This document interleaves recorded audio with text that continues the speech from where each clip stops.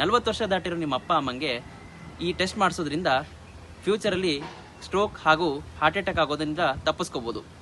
ಎಲ್ರಿಗೂ ನಮಸ್ಕಾರ. ನಾನು doctor Shivanand Andanur. Welcome to Andanur wellness, ನಿಮ್ಮ ವೆಲ್ನೆಸ್ ಪಾರ್ಟ್ನರ್. ಏನಿಲ್ಲ ರೀ, ನಾನು ಹೇಳಿದ್ದು ರೆಗ್ಯುಲರ್ BP ಚೆಕ್ ಮಾಡೋದ್ರ ಬಗ್ಗೆ.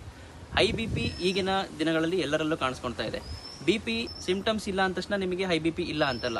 ಈ ಹೈ BP ಇರೋ ಪೇಷಂಟ್ಗಳಲ್ಲಿ ಕೆಲವರಲ್ಲಿ ಸಿಂಪ್ಟಮ್ಸ್ ಇರುತ್ತೆ. ಯಾವ ರೀತಿ ಅಂದರೆ ಕಣ್ಣು ಮಂಜಾಗೋದಿರ್ಬೋದು, ಮೂಗಿನಲ್ಲಿ ಬ್ಲೀಡ್ ಆಗೋದಿರ್ಬೋದು, ತಲೆ ಸುತ್ತ ಬರೋದಿರ್ಬೋದು, ಆಗ ಸ್ವಲ್ಪ ಕೆಲಸ ಮಾಡಿದ್ರು ಭಾಳ ಸುಸ್ತಾಗೋದಿರ್ಬೋದು.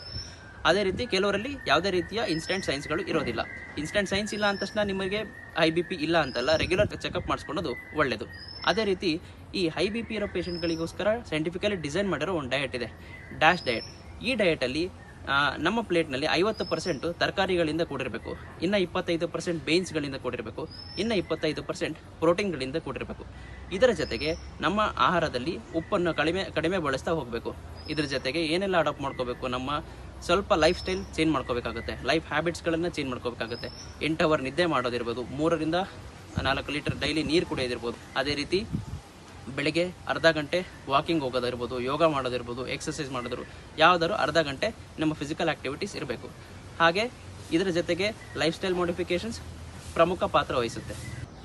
ಈ ರೀತಿ ಫಿಸಿಕಲ್ ಆ್ಯಕ್ಟಿವಿಟೀಸು ಮತ್ತು ಲೈಫ್ ಸ್ಟೈಲ್ ಮಾಡಿಫಿಕೇಷನ್ಸ್ ಮಾಡ್ತಾ ಬಂದಲ್ಲಿ BP ನಿಯಂತ್ರಣಕ್ಕೆ ಬರಲು ಸಾಧ್ಯ. ಅದೇ ರೀತಿ ನಿಮ್ಮ ಹೃದಯಕ್ಕೆ ಇದು ಒಳ್ಳೆಯ ಗಿಫ್ಟ್ ಆಗಿರುತ್ತೆ. ಈ ವಿಡಿಯೋ ಇಷ್ಟ ಆಗಿದ್ದರೆ ಲೈಕ್ ಮಾಡಿ, ಶೇರ್ ಮಾಡಿ, ಹಾಗೆ ಹೈ BP ಇರೋ ನಿಮ್ಮ ಫ್ರೆಂಡ್ಸ್ಗೆ ಟ್ಯಾಗ್ ಮಾಡಿ.